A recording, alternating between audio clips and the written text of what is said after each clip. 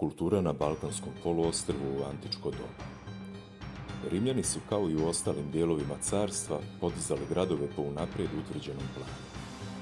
U tim gradovima postojao je vodovod, kanalizacioni sistem i javna kupatila.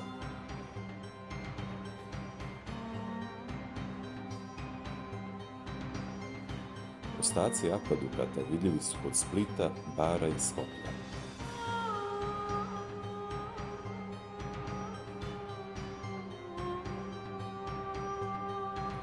Neki od tih gradova bili su carska sjedišta, poput Dioklecijanove palate unutar i oko koje je nastao grad Split i Sirmijuma, današnje Sremske Mitrovice.